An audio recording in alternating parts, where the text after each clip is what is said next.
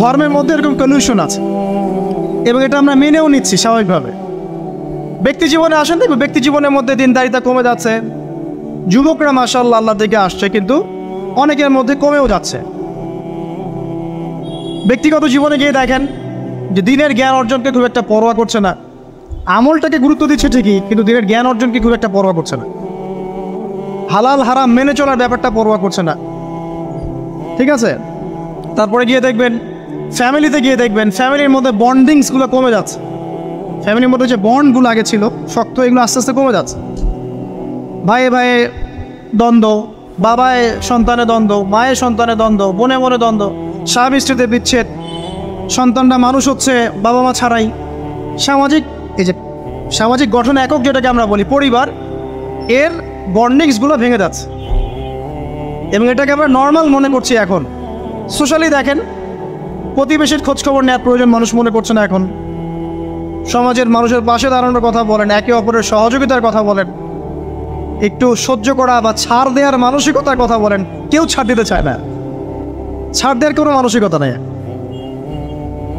কে কাকে ডিঙ্গিয়ে সামনে যাবে, কে কার ক্ষতি করে উপরে উঠবে, এগুলো আমাদের ট্রেন্ড হয়ে গেছে। ইকোনমিক লাইফে গিয়ে দেখেন হালাল হারামের কেউ পরোয়া করছে না।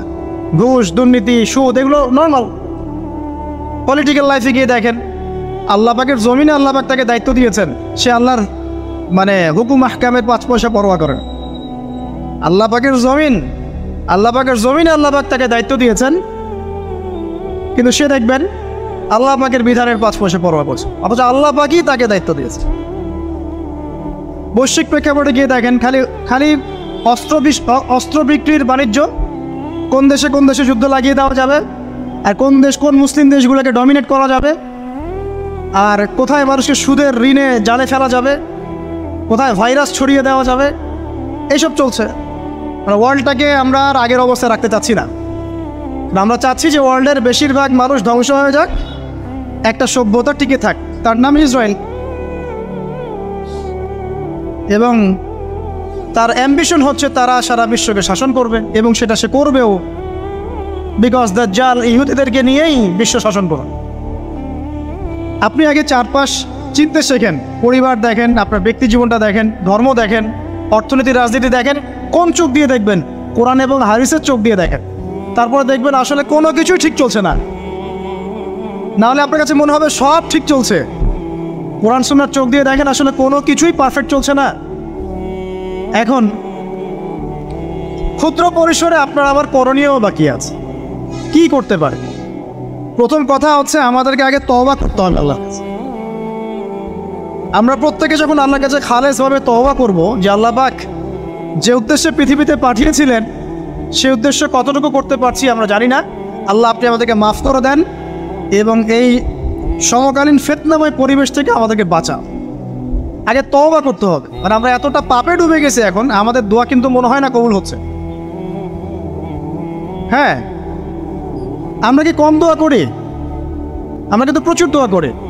ওয়াজ মাহফিলের শেষে করি, ফরজ নামাজের পরে করি, দোকান উদ্বোধন করতে গেলে করি, কোনো সময় মাশাআল্লাহ দেখা যায় স্ট্যাচু উদ্বোধন করতে গিয়েও দোয়া করি। আমরা দোয়া করতেই থাকি, কিন্তু দোয়া কতটুকু কবুল হয় আল্লাহ ভালো জানে। কবুল না হওয়ার একটা অন্যতম কারণ হচ্ছে পাপ। যখন আমরা পাপে লিপ্ত থাকবো, দোয়া কিন্তু খুব একটা কবুল হয় না। ইল্লা মাশাআল্লাহ, আল্লাহ পাক চাইলে করতে পারেন, কিন্তু পাপে নিমজ্জিত থাকা অবস্থায় আল্লাহ পাক রাগান্বিত থাকেন। যতক্ষণ তওবা করছে ততক্ষণ দোয়া কবুল হচ্ছে। আগে তওবা করে ফিরে আসতে হয়। তারপর কি করতে পারি? আগে আমাদের ওই যে বললাম একটা কনস্ট্রাকটিভ লক্ষ্য থাকতে হবে যে আমরা কি চাচ্ছি। আসলে আমরা কি চাচ্ছি? ভাই, দুনিয়াতে এসেছি, যে কয়দিন হায়াত আছে আল্লাহ পাকের হুকুম আহকাম পালন করব, মৃত্যুবরণ করব, জান্নাতে যেতে চাই। এই চাওয়াটা হচ্ছে এভারেজ মুসলিমদের চাওয়া। এভারেজ মুসলিম মানে নর্মাল যারা মুসলিম তারা সবাই এভাবেই চায়। এর বাইরে গিয়েও কিছু চাওয়া শিখতে হবে যে আমি একাই শুধু জান্নাতে গিয়ে বাঁচতে চাই না, বরং আমার পরিবার সমাজটাকে নিয়ে, এবং যাদের হাত দিয়ে সমাজ বিপ্লব ঘটেছে বা উম্মাহ ভালো কিছু পেয়েছে তারা কখনো নিজের স্বার্থ নিয়ে পড়ে থাকে না। তো আমাদেরকে এভারেজ মুসলিম হলে চলবে না, একটু এক্সট্রাঅর্ডিনারি কিছু চিন্তা করতে হবে, লক্ষ্যটা স্থির করতে হবে আগে। 1 নম্বর তওবা, 2 নম্বর লক্ষ্য স্থির করা। 3 নাম্বার নিজের জীবনের মূল্য বোঝা। আল্লাহ পাক যে আমাদেরকে 60, 70, 100 বছর হায়াত দিয়েছেন, এর মূল্যটা তো বুঝতে হবে। আমরা যারা সবাই, এভরিবডি, আমরা কেউ বাদ না, আমরা যারা অনলাইন সেকশনে দিনের বেশিরভাগ সময় নষ্ট করছি, আমরা কি আদৌ হায়াতের মূল্য বুঝতে পারছি? আমরা যারা চায়ের দোকানে বসে আড্ডা পিটাচ্ছি, বন্ধুদের সাথে গল্প করছি, হয়তো গেমস আর স্পোর্টস এবং ইউটিউবিং, ফেসবুকিং বলেন, টিকটকে আমরা সময় নষ্ট করছি, আমরা কি আদৌ আমাদের হায়াতের মূল্য বুঝতে শিখেছি কিনা? অনেকে দেখবেন বার্ধক্যে উপনীত হয়েছে, তারপরেও সে এভাবেই লাইফ লিড করছে। দিব্যি একটা আড্ডার মজলিসে বসলো, 3, 4, 5 ঘন্টা সে কাটিয়ে দিল। সে বুঝতেই পারছে না কি জন্য আল্লাহ পাক তাকে দুনিয়াতে পাঠিয়েছে। আমাদেরকে আগে বুঝতে হবে যে আমাদের হায়াতের মূল্য কি। একটা দিন চলে যাচ্ছে, আর পাবো না। আজকের এই যে সেশন করতে পারছি, এটা আর কখনো ফিরে আসবে না। যদি এখান থেকে উপকৃত হতে পারি আলহামদুলিল্লাহ, না পারলে এই সুযোগটা আল্লাহ পাক আর দিচ্ছেন না। এই দিন চলে গেল, সূর্য ডুবে গেছে, ওভার, টাইম শেষ। যারা এখন কবরবাসী হয়েছে তারা অনেকেই চাইতো যে আমরাও দিনের জন্য কিছু করব, আল্লাহকে পাবো, রাসূলকে পাবো, পরকালে জান্নাত পাবো, নামাজ পড়বো। ওই সুযোগটা তারা পায় নাই। আর এখনকার যুব সমাজদেরকে পরকালীন চেতনায় উদ্বুদ্ধ করাটাই মূল চ্যালেঞ্জ। অন্য কোনো কিছু দিয়ে আপনি ওদেরকে আল্লাহর পথে ফেরাতে পারবেন। ওদের মধ্যে যখন মৃত্যুর ভয় থাকবে, পরকালের জবাবদিহিতার ভয় থাকবে, অটোমেটিকলি ওরা গার্লফ্রেন্ড ছেড়ে দেবে, মাদক ছেড়ে দিবে, এই জেনা ছেড়ে দিবে, পর্নোগ্রাফি ছেড়ে দিবে, এভরিথিং তারা ছেড়ে দিবে যখন তাদের মধ্যে পরকালীন চেতনা থাকে। হায়াতের মূল্যটা বোঝা একটা বড় চ্যালেঞ্জ। আল্লাহ পাক আমাদের সবাইকে হায়াতের মূল্য বোঝার তৌফিক দান। হায়াতটা কাজে লাগাবো কিভাবে? লাস্ট খুতবাতে আমি বলেছি যে প্রফেটিক লাইফস্টাইল কেমন হবে এবং প্রোডাক্টিভ মুসলিম কিভাবে হবে, এটা আমাদের চ্যানেলগুলোর মধ্যে আছে। সকাল থেকে সন্ধ্যা পর্যন্ত, রাত পর্যন্ত কিভাবে আমরা টাইম ব্যালেন্স করব, এটা নিয়ে আলোচনা করা হয়েছে। এটা আপনারা দেখে নেবেন ইনশাআল্লাহ, এখানে সব কিছু দেওয়া আছে মোটামুটি। তাহলে 1 নাম্বার তওবা, 2 নাম্বার একটা লক্ষ্য, 3 নাম্বার নিজের হায়াতের মূল্য বোঝা, 4 নাম্বার আমল। এবার আমল, দিন রাতের যে আমলগুলো নবী সাল্লাল্লাহু আলাইহি ওয়াসাল্লাম করতেন, আমাদেরকে এই আমলগুলো শক্তভাবে আঁকড়ে ধরতে হবে, ছাড়া যাবে না। কারণ যতই আমি বড় বড় কথা বলি না কেন, নিজে যদি আমল করে সেটাকে প্রতিষ্ঠিত করতে না পারি, আসলে এই কথাগুলো তাসির হবে না।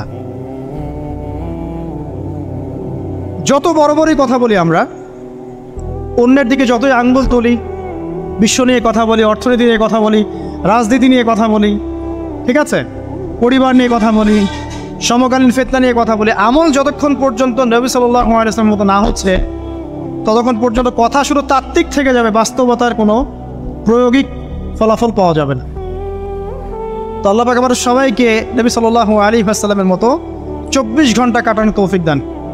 একদম রাত থেকে শুরু করে আবার রাত পর্যন্ত যেভাবে নবী সাল্লাল্লাহু আলাইহি ওয়াসাল্লাম ঘুমাতেন, উঠতেন, ইস্তেনজা করতেন, নামাজ পড়তেন, জামাতে 5 ওয়াক্ত নামাজ পড়তেন, দিনের জ্ঞান অর্জন করতেন, মানুষকে শেখাতেন, ব্যবসা বাণিজ্য করতেন, প্রতিটা কাজ যেন নবীর মতো করে হয়, এই চ্যালেঞ্জটা নিতে হবে।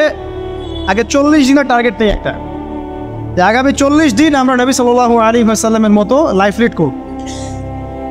যদি পারি ইনশাআল্লাহ আমাদের দ্বারা কিছু হবে, যদি না পারি বুঝতে হবে আমরা শুধু কথায় পারদর্শী, আমাদের কাজের কোনো মূল্য আসলে নাই। তো আমরা বিশ্বাস করি যে আমাদের তরুণ প্রজন্ম শুধু কথায় পারদর্শী না, তারা কাজ করেও দেখাতে পারবে ইনশাআল্লাহ। হয়তো বার্ধক্যে যারা আছে তারা হয়তো পারবে না, তারা হয়তো চাচ্ছে কিন্তু পারছে না। অনেক মুরব্বী আমার পরিচিত আছেন যারা চান আরও বেশি আমল বাড়াতে, কিন্তু পারছেন না, শরীর কুলাচ্ছে না, ডায়াবেটিস, প্রেশার, আর অনেক সমস্যা। আর যদি পরিবারের মধ্যে ঢুকে যান, বিয়ে শাদীর মধ্যে, তাহলে তো অবস্থা খারাপ হয়। আর যদি মাশাআল্লাহ এই যুগের কোনো দিনদার ক্যাটরিনা কাইফ ভাগ্যে জোটে, তাহলে তার পিছনেই সারা জীবন চলে যাবে। সো পরিবারে ঢোকার আগেই, মানে বিয়ে শাদী করে সংসার গোছানোর আগেই পড়াশোনাটা শেষ করে ফেলেন, কারণ ওর পরে রেসপন্সিবিলিটি বাড়বে, আপনার অনেক কাজের চাপ চলে আসবে। এগুলোকে সুন্দর মতো ব্যালেন্স করা খুব ডিফিকাল্ট, এত সহজ না। যুগটা ভাই এত কঠিন যে সব কিছু পারফেক্টলি করার চেষ্টা করার পরেও কখনো কখনো হিমশিম খেয়ে উঠে পারি না। যদি ইসরায়েলের কোনো সায়েন্টিস্ট থাকে যে নিউক্লিয়ার ওয়েপেন্স নিয়ে কাজ করে, তাকে একটা রুম দেওয়া হয়, গবেষণা করার একটা টেবিল চেয়ার দেওয়া হয়, একটা ল্যাব দেওয়া হয়, তার পরিবার, তার সন্তান, তার ভরণ পোষণ, তার গাড়ি বাড়ি সব দায়িত্ব সরকারের। তার কাজ কি? সে বসে বসে নিউক্লিয়ার ওয়েপেন্স তৈরি। ওই ওয়েপেন্সটা যখন তৈরি হবে তখন ওই রাষ্ট্রের উন্নতি হলো। এবার ইসরায়েলের দিকে কেউ চোখ তুলে তাকাতে পারবে না, কারণ তাকালেই বোম মেরে দেবে। আর আমরা যারা দিনের কাজও করি, অনেক সময় দেখা যায় আলেম বা মুফতি বা মুহাদ্দিস বা দায়ী, দেখবে তাদেরকে বাজার করতে হয়, পরিবার মেনটেন করতে হয়, সন্তানের লেখাপড়া দেখতে হয়, তাদেরকে অডিয়েন্স ডিল করতে হয়, মিডিয়া ডিল করতে হয়। কাজের শেষ নেই, মাথা খাটাতে খাটাতে আপনি টায়ার্ড।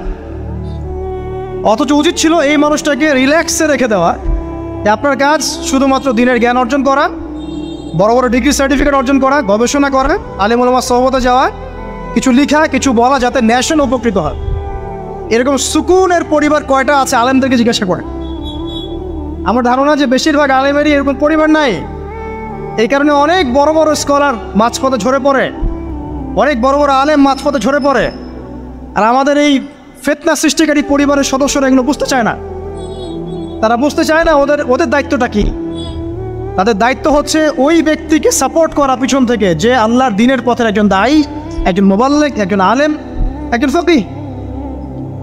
সেক্ষেত্রে আল্লাহ পাক হয়তো আমাদেরকে পরীক্ষা করছেন অথবা গুনাহ মাফ করছেন, কিন্তু এটা হওয়া উচিত ছিল না। যারা দিনের পথে কাজ করবে তাদের পরিবারটা হবে সেই রকম যেন পরিবার থেকে কোনো প্রেশার তার মধ্যে না আসে, মানসিকভাবে সে যেন স্ট্রেস না পায়, রিল্যাক্সে সে দিনের কাজ করতে পারে। দেখবেন তার দ্বারা লক্ষ লক্ষ কোটি কোটি মানুষ উপকৃত হবে। হ্যাঁ, এই জন্য অনেক, হ্যাঁ এটা ঠিক বলেছো ভাই, এই জন্য অনেক বড় বড় মুহাদ্দিস ছিলেন যারা কিন্তু আসলে কোনোদিন বিয়ে করেন নাই। তবে এটা আমি নিরুৎসাহিত করছি না। যদি আল্লাহ পাক একজন দিনদার স্ত্রী আপনাকে দান করেন, আর স্ত্রী শুধু একমাত্র পরিবারের অংশ না, আপনার এখানে মা আছে, আপনার বোন আছে, আপনার সন্তান আছে, ভাই বোন সবাই মিলেই পরিবার। একজন ভালো দেখবেন, বাকিরা হয়তো আপনাকে এভাবে সাপোর্ট করছে না। তো দিনদার স্ত্রী যদি সাথে থাকে, ইনশাল্লাহ আপনি বিশ্বজয় করতে পারবেন ইনশাল্লাহ। এটা আল্লাহ পাক নিয়ামত হিসেবে দেখ সবাইকে, সব যুব সমাজকে আমরা দোয়া করি। কিন্তু ডিসিশন নেওয়ার ক্ষেত্রে খুব সাবধান, সতর্ক থাকতে হবে। কারণ সব বোর খবর আর মেয়ের পিছনে কি দিন যেতে থাকে না। কয়টা বলছি? তওবা, লক্ষ্য স্থির করা, আপনার হায়াতকে কাজে লাগানো। এরপরে বলছি আমলের কথা। আমল বেশি বেশি করলে ইনশাআল্লাহ তাআলা আল্লাহ পাকের নৈকট্য অর্জন করা যাবে, আল্লাহ পাকের মারিফত অর্জন করা যাবে ইনশাআল্লাহ। তখন সেই ব্যক্তির দ্বারা দিনের অনেক বড় বড় খেদমত হওয়া সম্ভব ইনশাআল্লাহ তাআলা। আল্লাহ পাক তৌফিক দান করুন। আর আমলের জন্য একটাই মানে নসিহা আমার, সেটা হলো রাসূল সাল্লাল্লাহু আলাইহি ওয়াসাল্লামের 24 ঘন্টার যে দিন রাত, এই স্টাইলে আমাদেরকে রুটিন করতে হবে। ঘুম, খাওয়া, লেখাপড়া করা, দাওয়াতি কাজ, সব কিছু একদম ওই রুটিন ওয়াইজ। ইনশাআল্লাহ তাআলা দেখবেন আপনার জীবনে বরকত হচ্ছে ইনশাআল্লাহ। আমি এমনও সালাফের কথা পড়েছি, তিনি যখন দার্স দিয়ে বাসায় ঢুকতেন, এত ব্যস্ত থাকতেন দিনই কাজে, দার্স দিয়ে বাসায় ঢুকতেন, যেই সময়টা তিনি ইস্তেঞ্জা করছেন বাথরুমে, ওই সময়টা তার সন্তান তাকে পড়াশোনা তো বাইরে থেকে, উনি ইস্তেঞ্জা করতে করতে শুনছেন যে তার সন্তান ঠিক করছে কিনা। এইভাবে তারা টাইম ব্যালেন্স করতেন। তো এই যুগে কি এটা সম্ভব হচ্ছে আমাদের পক্ষে? বিভিন্ন ফিতনা চারপাশে, অতএব শক্ত হতে হবে, দিনের ব্যাপারে শক্ত হতে হবে। আল্লাহ পাক তৌফিক দান করুন। 5 নাম্বার হচ্ছে হালাল উপার্জন। যখন আপনি উপার্জনের দিকে যাবেন, ছোট একটা জব করেন, গভর্নমেন্ট জব হোক, নন গভর্নমেন্ট জব হোক, ব্যবসা হোক, কৃষিকাজ হোক, আপনি হালালে থাকার চেষ্টা করুন। হারাম রিজিকের অনেক প্রলোভন সামনে থাকবে, হারামে যাবেন না ইনশাআল্লাহ তাআলা। দেখবেন আল্লাহ রাব্বুল আলামিন আপনার অল্প রিজিকে বরকত দিবেন সব। দুনিয়াতে সন্তুষ্ট থাকা শিখতে হয়। অসন্তুষ্ট থাকলে আপনি কখনোই সন্তুষ্ট হতে পারবেন না। আজকে একতলা বাড়ি আছে, কালকে 2 তলা চাবেন। আজকে একটা গাড়ি আছে, কালকে আরেকটা চাবেন। এই চাহিদার কোনো শেষ হবে না। কিন্তু হালাল রিজিকে সন্তুষ্ট থাকলে ইনশাআল্লাহ আল্লাহ পাক এখানেই বরকত দিবেন ইনশাআল্লাহ।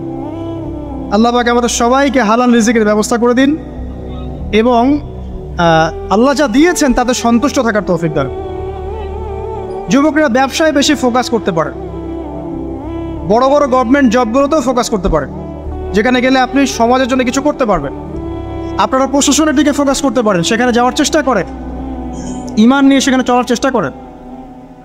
বাংলাদেশের যে ফোর্সগুলো আছে এখানে যাওয়ার চেষ্টা করেন, দেশের জন্য কিছু করেন। মুসলিমরা যদি এখান থেকে সরে আসে আস্তে আস্তে, তাহলে এখানে সমস্ত জায়গাগুলো খারাপ মানুষদের ভর্তি হয়ে যাবে, তখন সিচুয়েশন আরও খারাপ হয়ে যাবে। যারা এগুলোতে যেতে পারছেন না, কৃষি কাজ করেন, কোনো নিজস্ব কোনো প্রজেক্ট লঞ্চ করেন, ক্রিয়েটিভ হন, উদ্যোক্তা হন, দেখবেন ইনশাআল্লাহ তাআলা আপনার ওই নতুনত্বের মধ্যে আল্লাহ পাক বারাকা দিবেন। আমি এমনও ভাইকে চিনি যারা লন্ডন আমেরিকা থেকে পড়াশোনা করে এসে বাংলাদেশে এসে অর্থনৈতিক যে প্রজেক্টগুলো আছে এগুলো লঞ্চ করেছে।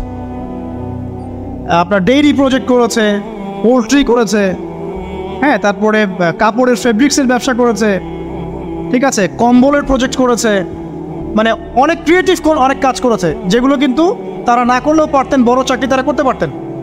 ক্রিয়েটিভ কাজ করেছেন, উদ্যোক্তা হয়েছেন, আল্লাহ পাক তাদেরকে এত সচ্ছলতা দিয়েছেন মাশাআল্লাহ, তাদের কাছে মানুষ এখন ধার চাচ্ছে টাকা পয়সা। আমি এমনও মানুষকে চিনি যিনি হারাম চাকরি ছেড়ে দিয়ে শশার ব্যবসা করা শুরু করেছিলেন। হারাম চাকরিটা কিন্তু বড় চাকরি ছিল, এই চাকরি ছেড়ে দিয়ে তিনি শশার ব্যবসা করা শুরু করেছেন। এখন তিনি মানুষকে টাকা ধার দেন। আমাদের এখানে আমার একজন ভাই আছেন যিনি সুদের চাকরির সাথে সম্পৃক্ত ছিলেন। কোনো একভাবে আল্লাহ পাক তার কানে এই মেসেজ পৌঁছে দেন এটা হারাম। তিনি 70 থেকে 80 হাজার টাকা বেতন পেতেন প্রতি মাসে। এখন তিনি কৃষিভিত্তিক প্রজেক্ট নিয়ে কাজ করছেন, আল্লাহ পাক তাকে সচ্ছল রেখেছেন। তো হালাল রিজিকে ফোকাস করেন, ইনশাআল্লাহ আপনার ইবাদত আল্লাহ পাকের কাছে সরাসরি কবুল হবে ইনশাআল্লাহ। আর হারামে গেলে ইবাদত কবুল হবে না, এটাই ফুল স্টপ। হারাম রিজিক থাকলে ইবাদত কবুল হবে না, এটা ফুল স্টপ, এখানে কোনো সুযোগই নাই দাঁড়াভাবে তাউইল করার। 6, পার্ট টাইম দিনের দাওয়াতি কাজ সবাইকে করতে হবে। ইলম অর্জন করেছি, তওবা করেছি, এখন আমল করছি, হালাল রিজিক আছে, এখন পার্ট টাইম দিনের দাওয়াতি কাজ সবাইকে করতে হবে। শুধু একজন আলেম করবেন, ফকি করবেন, মুহাদ্দিস মুবাল্লিগ করবেন তা নয়, সবাইকে মিনিমাম পার্ট টাইম দায়ী হতে হবে। প্রথমে আপনার পরিচিত মহলের মধ্যে, তারপরে পরিবারে, তারপরে আপনার বন্ধু মহলে। আল্লাহ পাক বলার সামর্থ্য দিলে বলবেন, সুন্দর করে লেকচার দিতে পারলে দিবেন, লিখতে পারলে লিখবেন। তবে এগুলো ওলামায়ে কেরামের সাথে পরামর্শ ভিত্তিক করলে ভুল হওয়ার সম্ভাবনা কমে আসবে স্যার। তবে ভুল হবেই, আর মানুষ ভালো মন্দ বলবেই, গীবত তোহমত অপমান করতেই থাকবে। যদি আপনি দেওবন্দ থেকে পড়ে আসেন এবং এমন একটা ফতোয়া দেন যেটা এক শ্রেণীর মানুষের কাছে মনে হচ্ছে বেদাত, আসলে ওটা বেদাত নয়, তখন সে বলবে, ওই শ্রেণীর মানুষ বলবে লোকটা দেওবন্দ থেকে পড়ে এসে বিভ্রান্ত হয়ে গেছে। যদি আপনি মদিনা থেকে পড়ে আসেন, পড়ে আসার পরে এমন একটা কথা বলেন যেটা আরেক শ্রেণীর মানুষের কাছে মনে হচ্ছে এটা ভুল, ওই শ্রেণীর মানুষ বলবে লোকটা মদিনা থেকে পড়ে এসে বিভ্রান্ত হয়ে গেছে। সমালোচনা আপনি অ্যাভয়েড করতে পারবেন না, ডিগ্রি সার্টিফিকেট দিয়েও না। সো দাওয়াতি কাজ করবেন আপনার সাধ্যমতো পরামর্শ ভিত্তিক, তবে কারো সমালোচনায়, গীবতে, আঘাতে ভেঙে পড়বেন। আপনি যদি আল্লাহ সন্তুষ্টির জন্য কাজ করে থাকেন, আল্লাহ পাক আপনাকে বড় করে দেবে ইনশাআল্লাহু আযজা ওয়া জাল। পার্ট টাইম দাওয়াতি কাজ সবাইকে করতে হবে। আর এর মধ্যে থেকে কিছু মানুষকে আলেম হতে হবে, আলেম হয়ে উম্মার দায়িত্ব গ্রহণ করতে হবে। আল্লাহ পাক তৌফিক ইনায়াত করুন, আমিন। আর দু একটা বলে শেষ করে দেই। এরপরে আপনি পরিবার গঠনের বিষয়ে যাবেন। পরিবারটা এমনভাবে গঠন করেন, এক কথায় আপনাকে হতে হবে ইব্রাহিম আলাইহিস সালামের মতো, আপনার সন্তান হবে ইসমাইল আলাইহিস সালামের মতো, এবং আপনার স্ত্রী হবে হাজারা এবং সারা আলাইহিস সালাম। তাদের এরকম যদি পরিবার হয় ইনশাআল্লাহ তাআলা আশা করা যায় সমাজের অবস্থা আগামী 10 বছরে এমন থাকবে না, আগামী 20 বছরে এমন থাকবে না ইনশাআল্লাহ। আর সবশেষ যে কথাটা বলবো সেটা হলো যে আমাদের সবাইকে এভারেজ চিন্তা করলে হবে না, আল্লাহ পাকের জমিনে দ্বীন ইসলাম প্রতিষ্ঠার চিন্তা থাকতে হবে। আর প্রতিষ্ঠা মানে নিরপরাধ মানুষকে বোম মেরে হত্যা করা নয়। ইসলামের দাওয়াত, তাবলীগ, প্রচার প্রসার, এই বিষয়গুলোকে ছড়িয়ে দেওয়া, এটার জন্য ইউনিটি দরকার।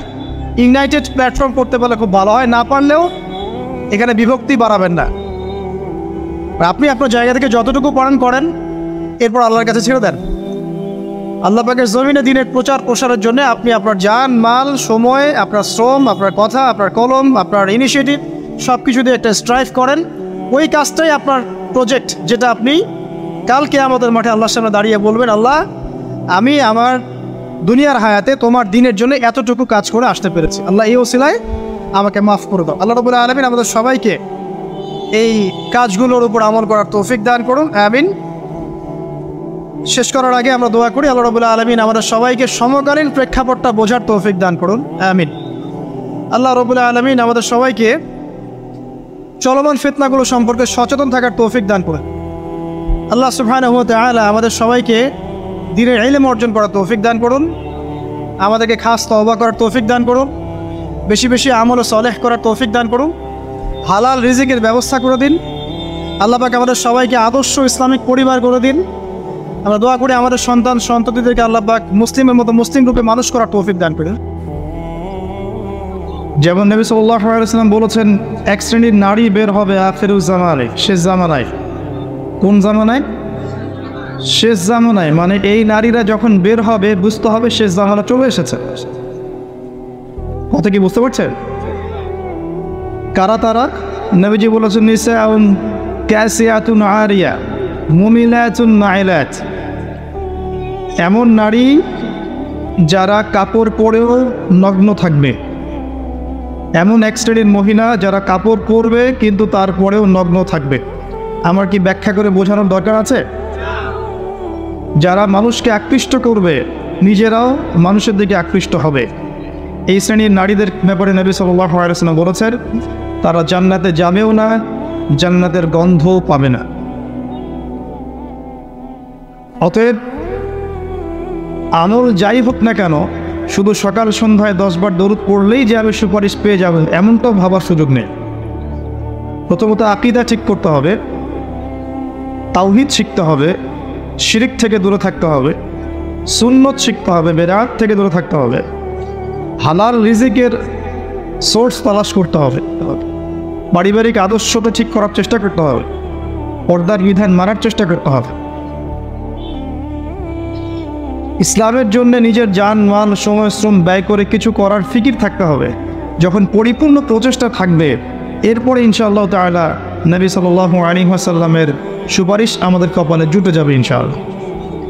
যদি কোনো প্রচেষ্টাই না থাকে, কোনো প্রচেষ্টাই নাই, শুধু মুখে একবার লা ইলাহা ইল্লাল্লাহ বলেছি এবং ভাবছি যে আমি জান্নাতে চলে যাব, ফরজ ওয়াজিবের ধার ধারছি না, শিরক তাওহীদের ধার ধারছি না, সুন্নত বেদাতের পরোয়া করছি না, হালাল হারামের কোনো পরোয়া করছি না, ভেবে নিচ্ছি যে আমি লা ইলাহা ইল্লাল্লাহ বলেছি জান্নাতে চলে যাব, তাদের জন্যে আসলে এই পৃথিবীটা নয়। পৃথিবীটা বুদ্ধিভিত্তিক মানুষদের জন্য। দেখুন, লা ইলাহা ইল্লাল্লাহ মুখে বললেই যদি জান্নাতে যাওয়া যেত, তাহলে আব্দুল্লাহ বিন উবাই মুনাফিকদের সর্দার মদিনায় ছিল, সে কি দোষ করেছে? আমার কথা কি বুঝতে পারেন? আব্দুল্লাহ বিন উবাই এর নাম শুনেছেন? মদিনায় মুনাফিকদের সর্দার, ইসলাম কবুল করেনি, করে নাই, মুখে কালিমা পড়েছে না, কেন জাহান্নামে যাবে তাহলে? লা ইলাহা ইল্লাল্লাহ মুখে, তার আগে কলিজার ভিতরে, আগে কলবে, হৃদয় থেকে আল্লাহর সামনে আত্মসমর্পণ, আল্লাহ ছাড়া কোনো ইলাহ নাই, এটা মননে বিশ্বাস করা এবং সেভাবে আল্লাহর আদেশ নিষেধ মেনে চলার চেষ্টা করা। এরপরে কাজ করতে গিয়ে ভুল হতে পারে, তওবা করে ফিরে আসার সুযোগ আছে। লা ইলাহা ইল্লাল্লাহ এটাকে সরাসরি অস্বীকার করলে কাফের হয়ে যায়। আর লা ইলাহা ইল্লাল্লাহকে মুখে স্বীকার করে মনের মধ্যে কপটতা থাকলে মুনাফিক হয়। আবার লা ইলাহা ইল্লাল্লাহ বলে বিভিন্ন পাপাচারে লিপ্ত থাকলে ফাসিক এবং জালেম হয়। আর লা ইলাহা ইল্লাল্লাহকে মন থেকে বিশ্বাস করে মুখে স্বীকার করে কাজে বাস্তবায়ন করলে পরিপূর্ণ মুসলিম হয়। আমি কি বোঝাতে পারছি? ইমানের পিলার কয়টা? 6টা না নাকি 7টা? 5টা। 5টা। সুবহানাল্লাহ। জিবরাইল আলাইহিস সালাম মুহাম্মদ সাল্লাল্লাহু আলাইহি ওয়াসাল্লামকে জিজ্ঞাসা করছেন, মাল ঈমান আসবিরনি আনিল ঈমান। এ মুহাম্মদ সাল্লাল্লাহু আলাইহি ওয়াসাল্লাম আমাদেরকে বলুন ঈমান কাকে বলে, আমাকে বলুন ঈমান কাকে বলে। নবী সাল্লাল্লাহু আলাইহি ওয়াসাল্লাম বলছেন, আল ঈমান, ঈমান হচ্ছে আন তুমিনা বিল্লাহ, 1 নাম্বার তুমি বিশ্বাস করবে আল্লাহর প্রতি, ওয়া মালাইকাতিহি এবং তার ফেরেশতা মণ্ডলীর প্রতি, ওয়া কুতুবিহি তার আসমানি কিতাব সমূহের প্রতি। সমস্ত আসমানি কিতাব, শুধু কোরআন নয়, সমস্ত আসমানি কিতাব আল্লাহর পক্ষ থেকে এসেছেন বিশ্বাস করতে হবে। ওয়া রুসুলিহি সমস্ত নবী রাসূলগণের প্রতি বিশ্বাস করতে হবে। শুধু মুহাম্মদ সাল্লাল্লাহু আলাইহি ওয়াসাল্লামই একমাত্র রাসূল নন, এর আগেও অসংখ্য নবী রাসূল এসেছেন, বিশ্বাস করতে হবে। ওয়াল ইয়াউমিল আখির পরকালের জীবনের প্রতি, মৃত্যুর পর পরকাল আছে, কবর আছে, জান্নাত জাহান্নাম আছে, মিজান পুলসিরাত আছে, ইত্যাদি ইত্যাদি। 6 ওয়াল কদরি খায়রিহি ওয়া শাররিহি, তাকদীর বা ভাগ্যের ভালো এবং মন্দের প্রতি বিশ্বাস করতে হবে। এই 6টা পিলারে যে ব্যক্তি বিশ্বাস করে, মন থেকে মুখে স্বীকৃতি দেয়, কাজে বাস্তবায়ন করে, তাকে আমরা বলছি পরিপূর্ণ মুমিন। কথা কি বুঝতে পারছেন? এই হলো ঈমানের 6টা পিলার, 5টাও নয় 7টাও নয়। 5টা পিলার হচ্ছে ইসলামের। ইসলামের পিলার কয়টা? 5টা। একটা হচ্ছে তাওহীদ, সাক্ষ্য দেওয়া যে আল্লাহ ছাড়া কোনো ইলাহ নেই, মুহাম্মদ সাল্লাল্লাহু আলাইহি ওয়াসাল্লাম আল্লাহর বান্দা এবং রাসূল। 2 নম্বর সালাত কায়েম করা। 3 নম্বর যাকাত প্রদান করা। 4 নম্বর রমাদান মাসে, এই যে আসন্ন রমাদান মাসে সওম রাখা। এবং 5 নম্বর সামর্থ্য হলে হজ করা। এই 5টা হচ্ছে ইসলামের পিলার। তাহলে ইসলামের ভিত্তি কয়টা? ঈমানের ভিত্তি কয়টা? আপনারা প্রত্যেক দিন একটা অংশ আল্লাহ পাকের জিকিরের জন্য খাস করে নেন। লা হাওলা ওয়ালা কুওয়াতা ইল্লা বিল্লাহ বেশি থেকে বেশি বলার চেষ্টা করেন। আল্লাহুম্মা সাল্লি আলা মুহাম্মাদ ওয়া সাল্লিম, দরুদ শরীফ বেশি বেশি পড়ার চেষ্টা করেন। যে ব্যক্তি একবার দরুদ পাঠ করবে নবী সাল্লাল্লাহু আলাইহি ওয়াসাল্লামের উপরে, আল্লাহর রাসূল বলছেন তার উপর আল্লাহ পাক 10 বার রহমত করবেন ইনশাআল্লাহ। তার আমলনামা থেকে 10টা গুনাহ আল্লাহ মাফ করে দিবেন। শুধু তাই নয়, 10টা নেকি লেখা হবে এবং তার মর্যাদা 10 গুণ বাড়িয়ে দেওয়া হবে। সবচেয়ে বড় কথা হচ্ছে দরুদ বেশি বেশি পড়লে আপনার টেনশন দূর হয়ে যাবে। যে ব্যক্তি দরুদ শরীফ বেশি বেশি পড়ে তার টেনশন কমে যায়। একজন সাহাবী জিজ্ঞাসা করেছিলেন, ইয়া রাসূলুল্লাহ সাল্লাল্লাহু আলাইহি ওয়াসাল্লাম, নবীর নাম আসলে কমপক্ষে সাল্লাল্লাহু আলাইহি ওয়াসাল্লামটুকু বলবেন, কারণ নবীজি বলেছেন সাল্লাল্লাহু আলাইহি ওয়াসাল্লাম, যার সামনে আমার নাম নেওয়া হয়েছে কিন্তু নাম শুনেও আমার প্রতি দরুদ পড়ে নাই, এই ব্যক্তির জন্য ধ্বংস। হে টিকটক প্রজন্ম, তোমাদেরকে কি বোঝাতে পারলাম? নবীর নাম তোমাদের কানে যাওয়ার পরেও যদি তোমরা সাল্লাল্লাহু আলাইহি ওয়াসাল্লাম এটা না পড়ো, নবীজি বলেছেন সেই ব্যক্তির জন্য অভিশাপ বা ধ্বংস। নবীজি আরও বলেছিলেন, বৃদ্ধ পিতামাতাকে পেয়েছে কিন্তু তাদের সেবা যত্ন করে জান্নাত লাভ করতে পারে নাই, এই ব্যক্তির জন্য ধ্বংস। এখনকার যুব সমাজকে কি হাদিসটা বোঝাতে পারলাম? বৃদ্ধ পিতামাতা আছে, তাদের সেবা যত্ন করে জান্নাত কিনতে পারছে না, এই ব্যক্তির জন্য ধ্বংস। আরেকটাই নবী সাল্লাল্লাহু আলাইহি ওয়াসাল্লাম বলেছেন, যে ব্যক্তি রমজান মাসকে পেয়েছে কিন্তু রমজান মাসে ইবাদত করে নিজের গুনাহ মাফ করাতে পারেনি, এই ব্যক্তির জন্য ধ্বংস। তাহলে এই 3 শ্রেণীর ব্যক্তির জন্য ধ্বংস।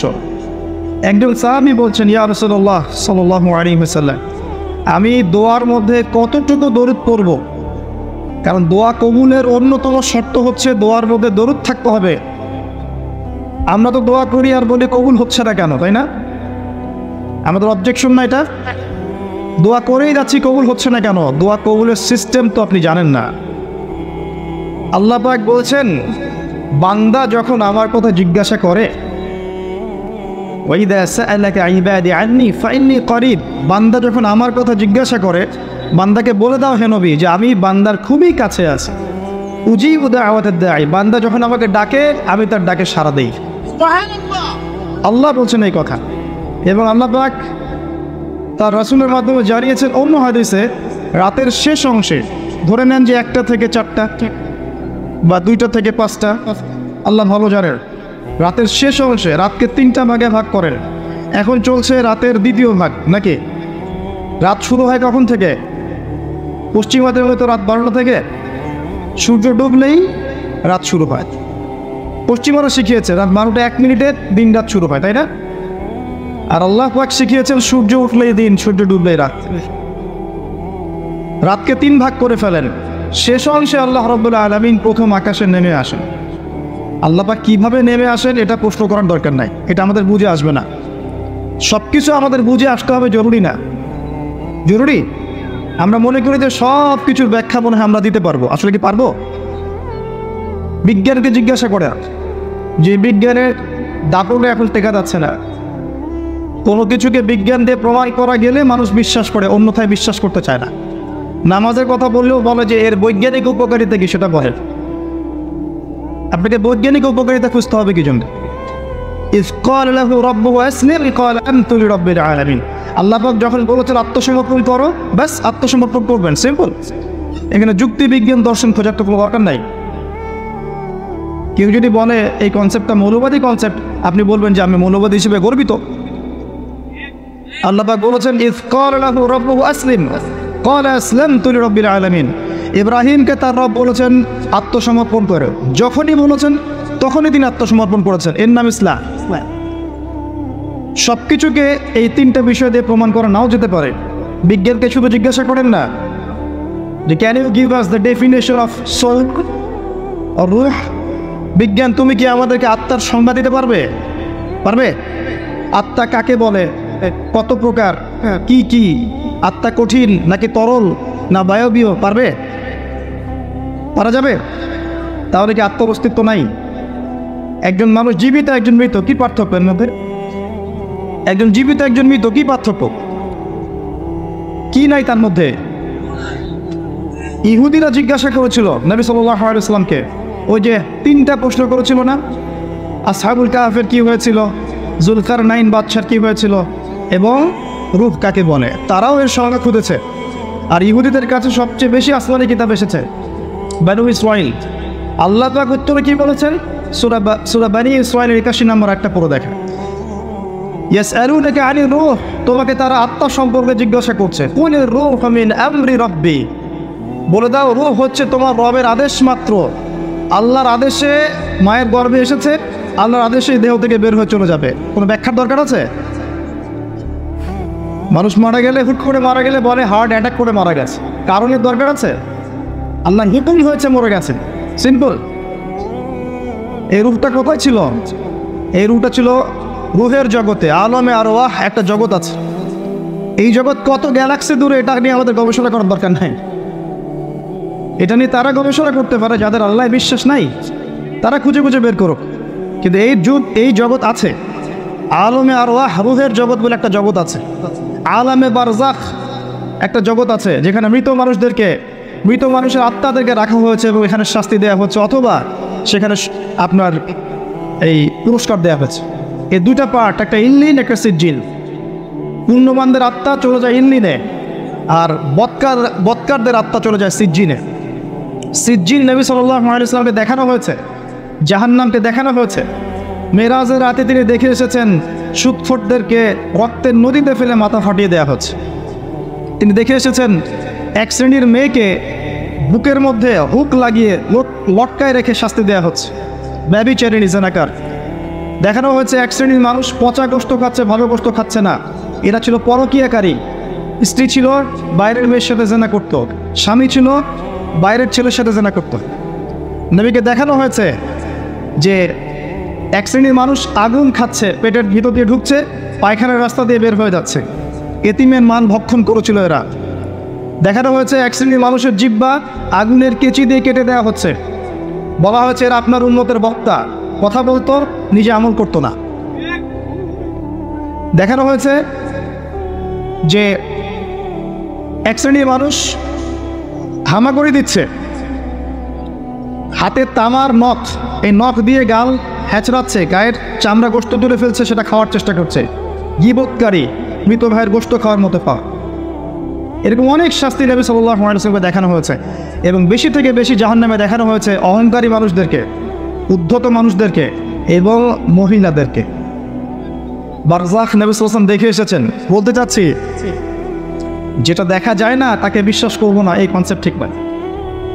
কোনো কিছুকে বিজ্ঞান, যুক্তি, দর্শন প্রমাণ করলেই বিশ্বাস করতে হবে, না হলে করবো না, এই দর্শন ঠিক না। কারণ মানুষের জ্ঞান নিতান্তই ক্ষুদ্র। এই ক্ষুদ্র জ্ঞানের মানুষ সব কিছু ব্যাখ্যা করতে পারবে না। নবী সাল্লাল্লাহু আলাইহি ওয়াসাল্লাম এর উপর দরুদ পড়লে এক শ্রেণীর মালায়েকা দরুদগুলোকে সংগ্রহ করেন, সংগ্রহ করে নবীর কবরে পৌঁছে দেন, তিনি উত্তর দিয়ে থাকেন ওয়া আলাইকাস সালাম। সাহাবী জিজ্ঞাসা করছেন, আমার দোয়ায় আমি কতটুকু দরুদ পড়ব? দোয়া কবুলের সেই কথা বলছিলাম। রাতের শেষ অংশে আল্লাহ পাক নেমে আসেন। কিভাবে আসেন আপনার জানার দরকার নেই, বিশ্বাস করেন। এসে বলতে থাকেন, কে আছো? আমার কাছে কিছু চাইবে, আমি তোমাকে দান করব। কে আছো? আমাকে ডাকবে, আমি তোমার ডাকে সাড়া দেব। কে আছো আমার আমার আমার কাছে ক্ষমা চাইবে, আমি তোমাকে ক্ষমা করে দেব। ফজর পর্যন্ত আল্লাহ রাব্বুল আলামিন এমন করে আহ্বান করতে থাকেন যখন আমরা 2 রাকাত নামাজ পড়ার সুযোগ পাই না। প্রজন্ম কি করে? এই প্রজন্ম ওই সময় ফ্রি ফায়ার খেলে, পাবজি খেলে। ওই সময় দেখবেন ফোনে রাত জেগে জেগে জেগে জেগে জেনা করছে আর মেয়ের সাথে কথা বলছে। এই সময়টাতে কি করে? মুভিজ দেখে, কোনো কোনো ক্ষেত্রে পর্ন দেখে, সিরিয়াল দেখে। একবারে ভোর হবে যখন ফজরের আজানের ডাক দিয়ে ঘুম দিয়ে দিবে, উঠবে জোহরের নামাজের আগে। এটা ট্রেডিশন, এখন এটা চলছে। এবং এই কাজগুলো করতে করতে করতে করতে ফিজিক্যালি, মানসিকভাবে তো আগেই বিকলাঙ্গ হয়ে গেছে, ফিজিক্যালি এরা এত দুর্বল হয়ে গেছে যে আমাদের বাপদাদাদের জেনারেশনের গায়ে এখনও যে শক্তি আছে তাদের গায়ে সে শক্তি এখন নাই। হ্যাঁ, এবং এই নৈতিক মূল্যবোধের অবক্ষয় এদেরকে যে গ্রাস করেছে, যদি কখনো দেশের জন্য জীবন দেওয়ার প্রশ্ন আসে এটা দাঁড়াতে পারবে না। বিশ্বাস করি না আমি, অন্তত আমি বিশ্বাস করি না। যাদের সারাটা দিন ফিকির হচ্ছে মেয়ে, গার্লফ্রেন্ড, মাদক, আপনার ইয়াবা সেবন করা, সিগারেট খাওয়া, গাঁজা খাওয়া, অ্যালকোহল সেবন করা, জুয়া খেলা, ক্যাসিনোতে যাওয়া, মেয়েদেরকে নিয়ে ডেট করা, রাত্রেবেলা পর্নোগ্রাফি দেখা, মাস্টারবেশন করা, নিজের উপর জুলুম করা, পর্ন দেখতে দেখতে নিজের ভিতর থেকে একটা পশু হয়ে গেছে। ভিতর থেকে পশু ছোট ছোট মেয়েদেরকে পেলে ধরে দর্শন করে ফেলবে। বিগত 8 দিনে 42 জন শিশুকে এদেশে দর্শন করা হয়েছে। এদেশে আপনি রিপোর্ট দেখেন, খবর দেখেন না? তারাও তো হিমশিম খাচ্ছে পরিস্থিতি সামলাতে। এই যে কিশোর অপরাধ যে বেড়েছে, এই যে কিশোর গ্যাং তৈরি করছে, এরা কত বছর বয়সেদের? 15 থেকে 20। এবং এমনভাবে ক্রাইম করে আপনার মাথা খারাপ হয়ে যাবে, চিন্তাই করতে পারবেন না। এত সুপরিকল্পিতভাবে ক্রাইম করেছে। গতকালই আমি দেখেছি যে পতিতালয়ে গিয়েছে 2 বন্ধু, এক বন্ধু জেনা করেছে, আরেক বন্ধু ভিডিও করেছে, আরেক বন্ধুকে ব্ল্যাকমেইল করছে ওই ভিডিও দিয়ে। যাকে ব্ল্যাকমেইল করা হচ্ছে এ এসে এই বন্ধুকে জবাই করে চলে গেছে। তো চমৎকার সমাজ না আমাদের এখন? যখন আমরা বলি যে এই যুব সমাজকে কোরআন শেখান, রাসূলের সুন্নাত শেখান, আল্লাহর রাস্তায় সময় দেওয়ার মানসিকতা তৈরি করেন, বাধ্যতামূলক কোরআন শেখান, নামাজি বানান, ইসলামিক বই পুস্তক পড়ান, আলেম ওলামাদের সামনে নিয়ে আসেন, ওদের সাথে বসান, কথাবার্তা শোনান, তখন আপনি বলে দেন তারা জঙ্গি হয়ে যাবে, সন্ত্রাসী হয়ে যাবে? তারা কোরআনের কাছে আসলে সন্ত্রাসী হয়ে যাবে? এখন তারা কি আছে? এই কিশোর গ্যাংয়ের ছেলেরা কি? সব কিছু বাহ্যিক চোখ দিয়ে দেখতে হবে এমন নয়, অভ্যন্তরীণ চোখটাকে কাজে লাগান। আল্লাহর বিধান কোরআন এবং সুন্নাহর মধ্যেই শান্তি কামিয়াবি আছে। আল্লাহ পাক প্রথম আকাশে নেমে এসে আহ্বান করেন, কে আছো চাইবে আমি দিব, কে আছে ক্ষমা চাবে আমি ক্ষমা করে দেব, কে আছো আমাকে ডাকবে আমি তোমার ডাকে সাড়া দিব। আমাদের আল্লাহ বলতে থাকেন। দোয়া কবুল সময়গুলো শুনে নেয়, রাতের শেষ অংশে দোয়া কবুল হয়। বৃষ্টি পড়ছে, বৃষ্টি দোয়া করলে দোয়া কবুল হয়। আজান হচ্ছে, আজানের উত্তর দেন, উত্তর দেওয়ার পর আজানের দোয়া পড়েন, তারপরে রাসূলের প্রতি দরুদ পড়েন সাল্লাল্লাহু আলাইহি ওয়াসাল্লাম, হাত উঠে দোয়া করেন, দোয়া কবুল হয়ে যাবে ইনশাআল্লাহ। আজান হয়েছে, ইকামত হবে, আজান ইকামতের মাঝখানে একটা সময় আছে না? এই সময় দোয়া করেন, দোয়া কবুল হয়ে যাবে ইনশাআল্লাহ। সুন্দর করে ওযু করেন, ওযু করে হাতটা তুলে দোয়া করেন, দোয়া কবুল হয়ে যাবে ইনশাআল্লাহ। 2 রাকাত নামাজ পড়েন, 2 রাকাত নামাজে মনোযোগ ঠিক রাখার চেষ্টা করেন, নামাজ শেষে হাত তুলে দোয়া করেন, দোয়া কবুল হয়ে যাবে ইনশাআল্লাহ। আপনি কোনো ভালো কাজ করেছেন, গোপনে দান করেছেন বা কোনো দান সাদাকা করেছেন, ভালো কাজ করেছেন, কেউ দেখে নাই, আল্লাহ দেখেছেন, এই কাজটাকে ওসিলা করে দোয়া করেন, দোয়া কবুল হয়ে যাবে ইনশাআল্লাহ। করা যাবে? আরেকটা বড় অস্ত্র বলে দিচ্ছি, নামাজের সেজদায় যখন আপনার মাথা আপনার সবচেয়ে উঁচু জায়গাটা সবচেয়ে নিচু জায়গায় লাগিয়েছেন, আল্লাহর সামনে নত করেছেন, এই সেজদায় তাসবিহ পাঠ করেন সুবহান রাব্বিয়াল আ'লা, অথবা সুবহানাকা আল্লাহুম্মা রাব্বানা ওয়া বিহামদিকা আল্লাহুম্মা ইগফিরলি, অথবা সুবহান কুদ্দুসুন রাব্বুল মালাইকাতি ওয়ার রূহ পাঠ করেন, করার পর দোয়া করেন।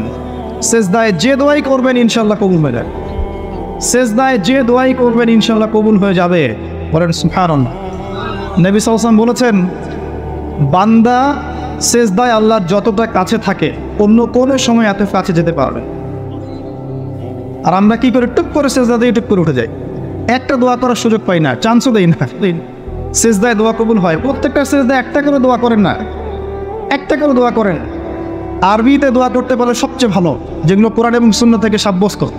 যদি নফল নামাজ পড়েন, আপনার আরবি জানা নাই মোটেই, বাংলাতেই বলেন আল্লাহ আমি অসুস্থ, আমাকে শেফা দাও, আল্লাহ আমার ছেলেটাকে হেদায়েত দাও, আল্লাহ আমার রিজিক প্রশস্ত করে দাও, আল্লাহ আমাকে হালাল রিজিকের ব্যবস্থা করে দাও, আল্লাহ আমাকে মাফ করে দাও, বলা যায় না? দোয়া কবুল অন্যতম সময় রমাদান মাস যেটা সামনে আসছে, রোজা রাখা অবস্থায় আপনি দোয়া করলে দোয়া কবুল হয়ে যাবে ইনশাআল্লাহ। এবং যখন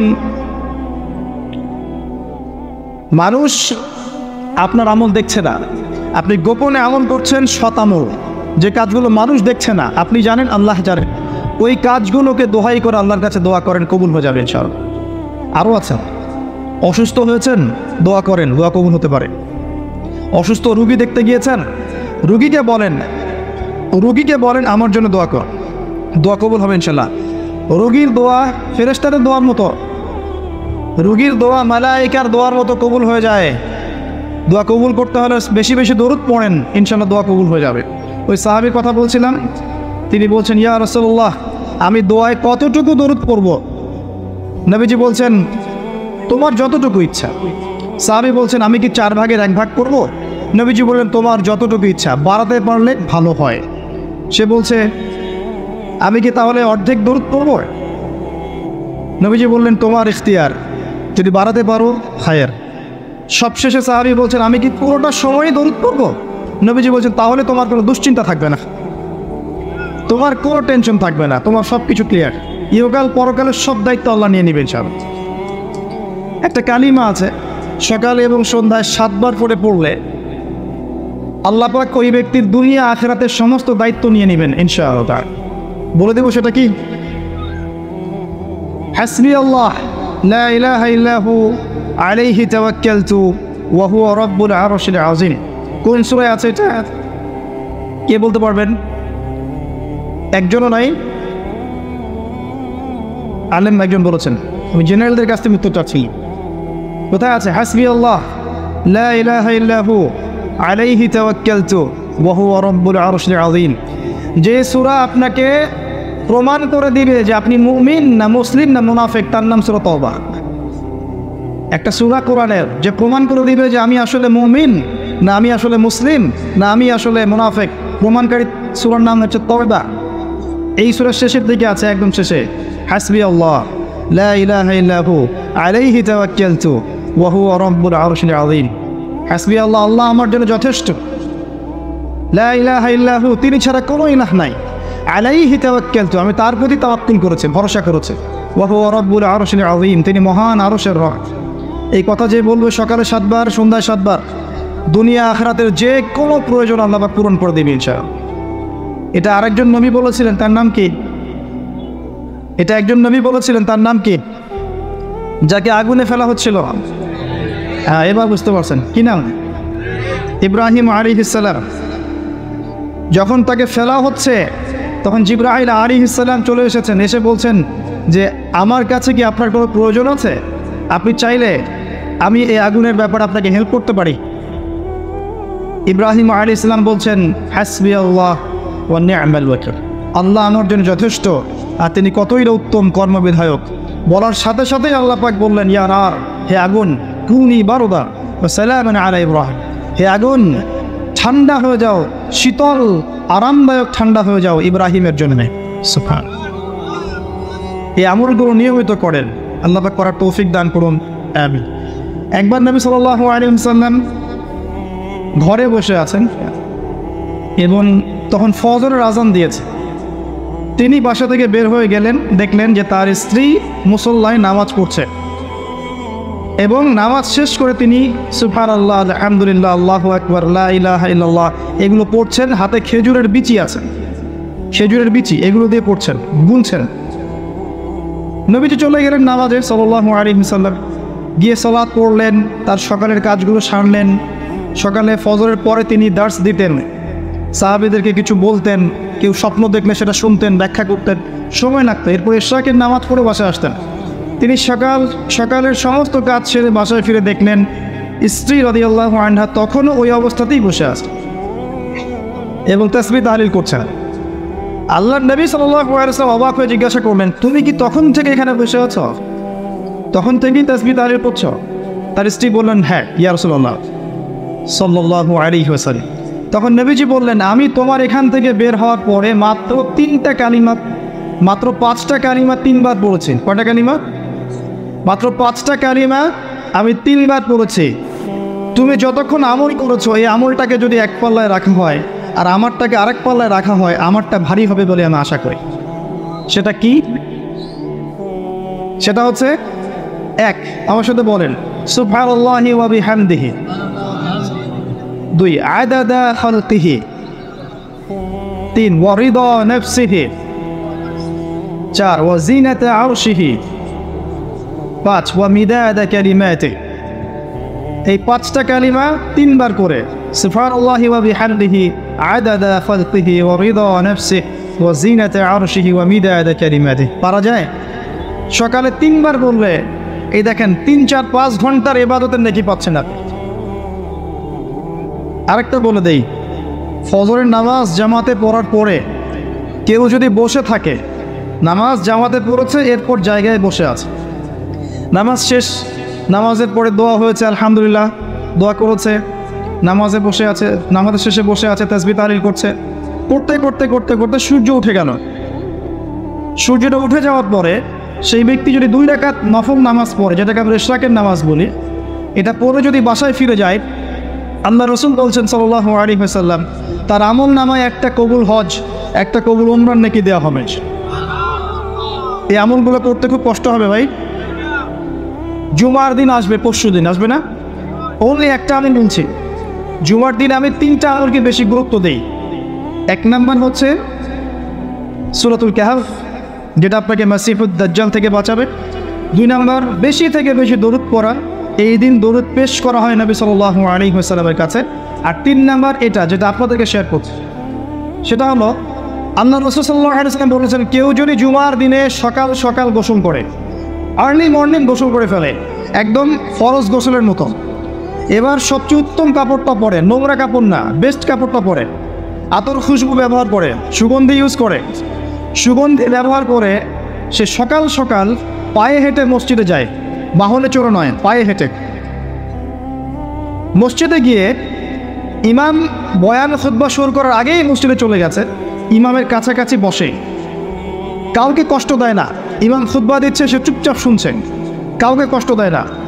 এমনকি পাশে কেউ কথা বলে তাকে এতটুকু বলে না চুপ করো, এতটুকু বলে না, চুপচাপ খুতবা শুনে নামাজ পড়ে ইমামের সাথে সালাম ফিরায়।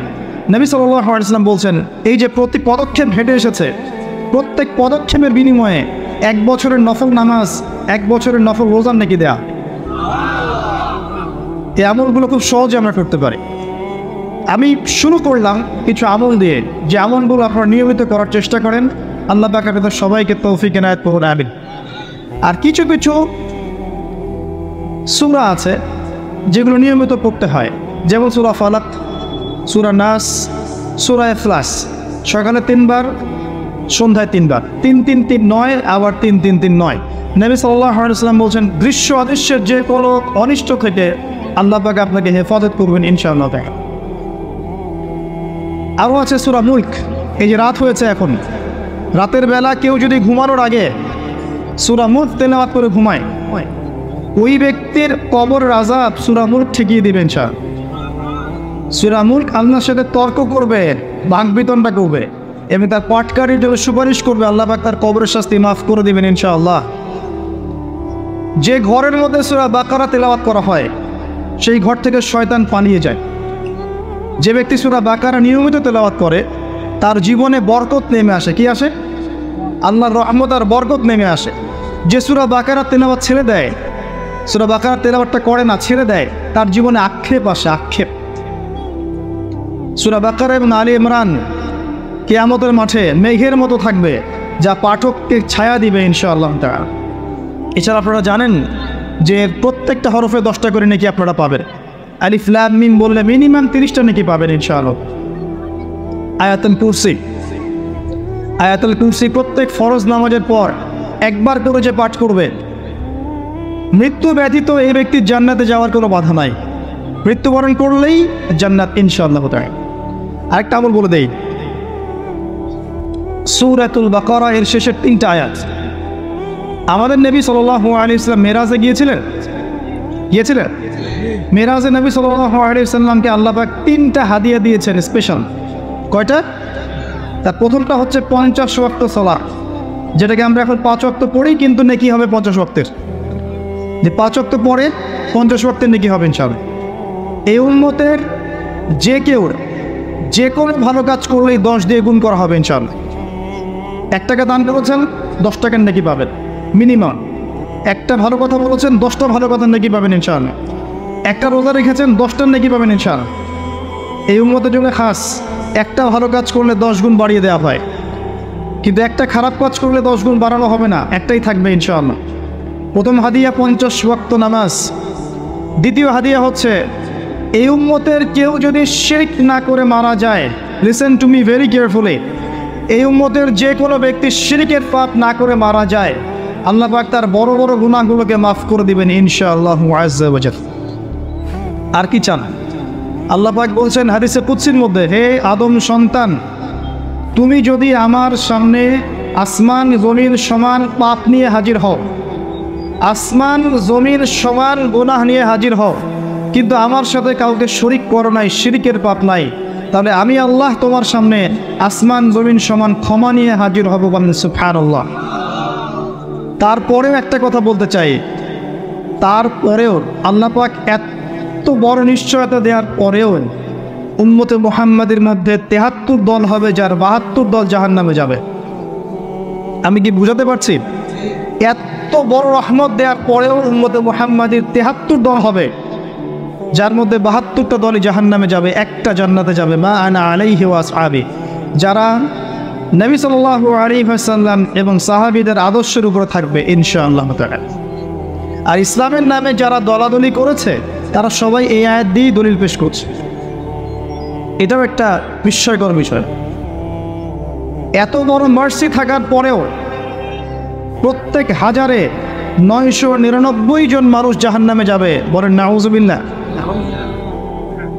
আর সূরা আরাফের 179 নম্বর আয়াতে আল্লাহ পাক আরো বলেছেন, ওয়ালাকাদ যারানা লিজাহান্নামা কাসীরাম মিনাল জিন্নি ওয়াল ইনস, আমি প্রচুর জিন আর মানুষকে দিয়ে জাহান্নাম পূর্ণ করব, প্রত্যেক হাজারে 999 জনকে দিয়ে।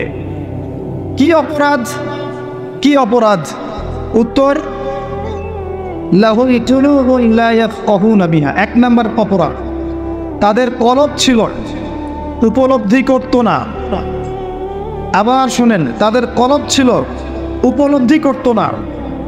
ওয়ালাহুম আযানুন লা ইয়াসমাউনা বিহা, কান দিয়েছিলাম শুনে নাই।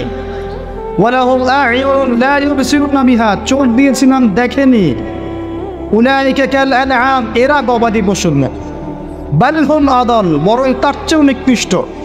ওয়া উলাইকা হুমুল গাফিলুন, এরা হচ্ছে গাফিল সম্প্রদায়। আল্লাহ রাব্বুল আলামিন বলেছেন সূরা আরাফ 179 নম্বর আয়াত। তাহলে জাহান্নামে যাওয়ার কারণ বুঝতে পারছি? 3টা বড় বড় কারণ। হৃদয় দিয়েছে আল্লাহ উপলব্ধি করার জন্য, এমনি এমনি নয়। আল্লাহ পাক কান দিয়েছেন শোনার জন্য। কি শুনবেন? আল্লাহর ওহী শোনেন, নাকি মিউজিক শুনবেন, গান বাজনা শুনবেন? কি শুনবেন? কান দিয়েছে শোনে নাই, হক কথা শোনে নি। ওয়ালাহুম আ'য়ুনুন লা ইউবসিরুনা বিহা, চোখ দিয়েছিলাম দেখে নাই। কি দেখে নাই? আল্লাহর নিদর্শন দেখেনি, আল্লাহর মারিফত দেখে নাই, আল্লাহকে উপলব্ধি করেনি, আল্লাহর সামনে আত্মসমর্পণ করেনি। চোখ দিয়েছে, কি দেখেছে? চোখ দিয়ে জিনা দেখেছে, পর্নোগ্রাফি দেখেছে, মিথ্যা দেখেছে, বাতিল দেখেছে। চোখের আরেকটা ব্যাখ্যা আছে, চোখ মানে শুধু বাইরের চোখ না, এখানে ভিতরের চোখকেও বোঝানো হয়েছে। কোথায় দলিল? দলিল আছে সূরা হজে আল্লাহ পাক বলেছেন, তারা জমিনে সফর করে না কেন? তারা জমিনে কেন সফর করে না? যদি সফর করত, তাদের মৃত কলব জীবিত হতো। প্রকৃতপক্ষে তাদের দুচোখ অন্ধ নয়, বরং অন্ধ তাদের কলব, যা হৃদয়ের ভিতরে আছে। তাহলে বুঝতে পারলাম আরেকটা কলব আছে। আরেকটু ভালো করে বুঝাই। আবু জেহেল এবং আলী রাদিয়াল্লাহু আনহু, আবু জেহেলের নাম শুনেছেন? আলী রাদিয়াল্লাহু আনহুর নাম শুনেছেন? দুইজনকে আমরা ডাক্তারের কাছে পাঠালাম। কোথায় পাঠালাম? চোখের ডাক্তারের কাছে। তো চোখের ডাক্তার চেক আপ করে দেখে বললো যে দুইজনের চোখ তো ক্লিয়ার, কোনো সমস্যা নেই। এখন আপনি আমাকে বলেন, আবু জেহেল সত্য চিনতে পারলো না কেন? আর আলী রাদিয়াল্লাহু আনহু সত্য চিনতে কীভাবে পারলেন? কোন চোখ দিয়ে? বলেন এবার, দুজনের বাইরের চোখ কি নষ্ট? দুজনের বাইরের চোখ সমান, তাহলে কোন চোখ নষ্ট আবু জেহেলের? তার মানে দুটো চোখ আছে, অভ্যন্তরীণ দৃষ্টি আছে, এটা আল্লাহর নূর আর বাসিরা দিয়ে দেখা যায়। কখন এই চোখটা খুলবে? এটা একটা ভালো প্রশ্ন। এই চোখটা খুলবে কখন? এই বুদ্ধি প্রতিবন্ধী টিকটক প্রজন্মের কি ভিতরের চোখ আছে? এই মাদকাসক্ত যুব সমাজের ভিতরের চোখ আছে? যারা আল্লাহ পাকের বিধান দেখেও অগ্রাহ্য করছে, এদের ভিতরের চোখ আছে? আল্লাহ পাকের একটার পর একটি নিদর্শন আসছে, কোরআনে বর্ণিত আছে, হাদিসে বর্ণিত আছে, দেখেও না দেখার ভান করছে, শুনো না শোনার ভান করছে, এদের কলবের চোখ আছে? থাকতে পারে? পারে না। কি করলে কলবের চোখ জীবিত হবে? প্রথম কাজ আল কোরআন। আল কোরআনের সংস্পর্শে আসলে পরে চোখ জীবিত হবে ইনশাআল্লাহ। দুই, সফর করেন জমিন, ফাসিরু ফিল আরদি ফানজুরু কাইফা কানা আকিবাতুল মুকাজ্জিবিন। জমিনে ভ্রমণ করে দেখো, তোমরা আল্লাহর নিদর্শনগুলোকে দেখো, দেখলে তোমাদের মৃত কলব জীবিত হবে ইনশাআল্লাহ। আল্লাহর নিদর্শনগুলো দেখো যে মিথ্যাবাদীদেরকে আল্লাহ পাক কিভাবে ধ্বংস করেছে। জর্ডানের ডেড সিকে দেখেন, ওখানে লূত আলাইহিস সালামের কওম ছিল, আল্লাহ পাক উল্টে দিয়েছেন, ওখানে কোনো প্রাণী জন্ম হয় না, কোনো প্রাণ থাকে না। নবী মুসা আলাইহিস সালামের সেই স্মৃতি বিজড়িত লোহিত সাগর দেখেন, মক্কা দেখেন, মদিনা দেখেন, শামকে দেখেন, আল্লাহ পাক যত জায়গায় নিদর্শন রেখেছেন, সমুদ্র দেখেন, আপনাদের পাহাড় দেখেন। আফালা ইয়ানজুরুনা ইলাল ইবিলি কাইফা খুলিকাত ওয়া ইলাস সামাই কাইফা রুফিআত ওয়া ইলাল জিবাল কাইফা নুসিবাত ওয়া ইলাল আরদি কাইফা সুতিহাত। নিদর্শনগুলোকে দেখেন, প্রকৃতিকে দেখেন, মহাকাশকে নিয়ে চিন্তা করেন। সূরা মুলকে আছে না, আকাশের দিকে দৃষ্টি দাও, তোমাদের চোখ ব্যর্থ হয়ে ফিরে আসবে, তোমরা রহস্য ভেদ করতে পারবে না। সূরা ওয়াকিয়ার মধ্যে আল্লাহ বলেছেন, ফালা উকসিমু বিমাওয়াকি'ন নুজুম, তোমাদের জন্য আমি কসম করছি নক্ষত্রের অবস্থানের, নক্ষত্রগুলোর, গ্রহ নক্ষত্রের অবস্থান স্থিতির শপথ করছি। ওয়া ইন্নাহু লাকাসামুন লাউ তা'লামুন আযীম, আর এটা একটা বিশাল কসম যদি তোমরা জানতে। একটা জাররা পরিমাণ যদি অবস্থানে পার্থক্য ঘটে যায়, মহাবিশ্ব ধ্বংস হয়ে যায়। আল্লাহ পাক এগুলো দেখতে বলেছেন, তারপরে কলব জীবিত হবে ইনশাআল্লাহ। কোরআন, সফর, আল্লাহ নিদর্শনগুলোকে দেখা, আল্লাহর আনুগত্য করা, কলব জীবিত হবে ইনশাআল্লাহ। রাসূল সাল্লাল্লাহু আলাইহি ওয়াসাল্লামের সুন্নাহর উপর থাকলে কলব জীবিত হবে ইনশাআল্লাহ। কোরআন নিয়ে গবেষণা করলে পরে কলব জীবিত হবে। যাদের কলব জীবিত, এমন আধ্যাত্মিক আল্লাহর নূর প্রাপ্ত মানুষের সাথে থাকলে কলব জীবিত হয়, এবং যার প্রমাণ আপনাদের এখানে আছে এখানে, যদিও তাদের মানে সমাধিকে কেন্দ্র করে, কবরকে কেন্দ্র করে কত আজে বাজে কাজ করা হচ্ছে আল্লাহ ভালো জান, কিন্তু এই মানুষগুলো তো এগুলো শেখান নাই, শিখিয়েছে, বরং তারা জুলুমকে সরিয়ে দিয়ে তাওহীদ প্রতিষ্ঠা করেছেন এখানকার মাটিতে। আর সেই মানুষগুলোর নাম ভাঙিয়ে আমরা এখন খাচ্ছি, কিন্তু বলতে গেলে আবার রাগ হয়। কিন্তু সেই মানুষের কবর ছুঁয়ে যদি আমি গায়ে রাখি, আমার কোনো ফায়দা আছে? তার আদর্শই তো নেই আমার মধ্যে। মূল জিনিসটা কি? তার আদর্শ। কি করেছিলেন তার এই জায়গায়? তার এই জায়গায় জালেমের শেকড় উপড়ে দিয়েছিলেন, দিয়ে আপনাদের এখানে ইসলামের পতাকা কায়েম করেছেন। লক্ষ লক্ষ মানুষ এখন এখানে আল্লাহকে ডাকছে, আজান হচ্ছে, ইকামত হচ্ছে, নামাজ হচ্ছে, পর্দা হচ্ছে। এবং সিলেটের মানুষ বেশিরভাগই নামাজি আলহামদুলিল্লাহ, বেশি থেকে বেশি মসজিদ আছে। এগুলো কীভাবে হয়েছে? আল্লাহওয়ালা মানুষের সোহবতে হয়েছে। আল্লাহওয়ালা মানুষের সোহবত আত্মশুদ্ধির একটা মাধ্যম, কিন্তু তাদের কবরকে কেন্দ্র করে বাড়াবাড়ি করা যাবে না। এটা তো রাগ হলে আমার কিচ্ছু করার নাই, কিন্তু হক বলতে হবে। হক আল্লাহর পক্ষ থেকে আসে। শোনেন, শিরকের পাপ আল্লাহ পাক মাফ করবেন না। নিঃসন্দেহে কবরে সেজদা করা শিরক, নিঃসন্দেহে। এবং একজন মৃত মানুষের কাছে আপনি দোয়া করছেন, শিরক হচ্ছে। তাই সেখানে নজর মানত করছেন, শিরক হচ্ছে। সেখানে জবাই করছেন, শিরক হচ্ছে। নবী সাল্লাল্লাহু আলাইহি ওয়াসাল্লাম কোশ্চিনকালে এগুলো শিক্ষা দেন নাই। তাওহীদে থাকেন, যে কথাটা বলছিলাম, আল্লাহওয়ালা মানুষের সহবতে থাকেন, ওয়াকুনু মা'আস সাদিকিন, সত্যবাদীদের সাথে থাকো, তাহলে মৃত কলব জীবিত হবে ইনশাআল্লাহু তাআলা। আর কিছু জীবিত হয়, পরকালকে বেশি বেশি স্মরণ করেন, মৃত্যুবরণ করতে হবে। আজকে আমার চারপাশে অনেক মানুষ আছে, আপনার বাবা মা, ভাই বোন, আত্মীয় স্বজন ইত্যাদি, মৌতের পরে 40 দিন, 100 দিন, 1 বছর, এভরিবডি উইল ফরগেট ইউ।